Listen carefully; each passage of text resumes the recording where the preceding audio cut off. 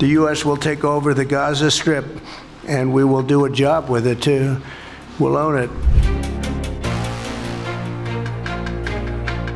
যুক্তরাষ্ট্রের president Donald Trump কোনো জোর জবরদস্তি ছাড়াই গাজা দখলে নেওয়ার খোয়াব দেখছেন। ঘোষণা করেছেন গাজাকে সাগর সৈকতের অবকাশ যাপন কেন্দ্রে পরিণত করার। প্রশ্ন উঠেছে, এটা কি ব্যবসায়ী ট্রাম্পের কোনো আলাদা ব্যবসায়িক উদ্যোগ, নাকি ধূর্ত নেতানিয়াহুর পাতা ফাঁদে পা দিয়ে মুসলমানদেরকে ভূমি থেকে উচ্ছেদ করছেন? Get rid of the destroyed buildings, level it out, create an economic development that will supply unlimited numbers of jobs and housing for the people of the area.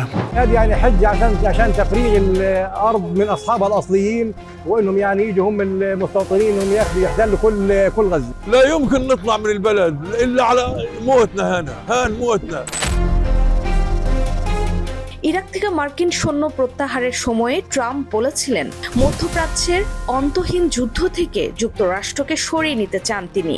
কিন্তু গাজা নিয়ে তার নতুন পরিকল্পনা বাস্তবায়ন করতে গেলে গাজায় দীর্ঘমেয়াদে বিপুল সংখ্যক মার্কিন সেনা মোতায়েন করতে হবে। আরব দেশগুলো, ইউরোপ এবং যুক্তরাজ্য সবাই এককাট্টা হয়ে এই প্রস্তাব প্রত্যাখ্যান করেছে।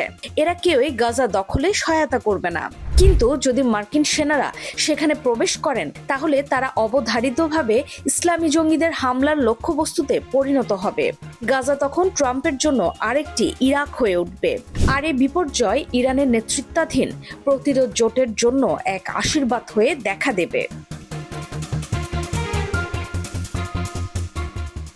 লেবাননের হিজবুল্লাহ, ইরাক ও ইয়েমেনের বিভিন্ন মিলিশিয়া হামাসের সঙ্গে যুক্ত হয়ে নতুন করে যুক্তরাষ্ট্র বিরোধী ও পশ্চিমা বিরোধী লড়াই শুরু করতে পারে।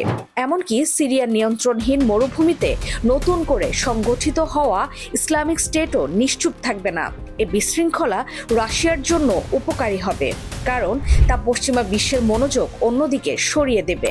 বিশ্ব রাজনীতিতে তৈরি হবে আরও বিশৃঙ্খলা।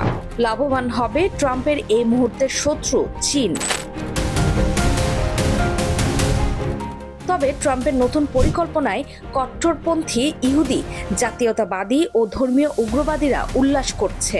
তারা স্বপ্ন দেখছেন আরব ভূমি থেকে মুসলমানদের চিরতরে উচ্ছেদ করে ইহুদি বসতি সম্প্রসারণের।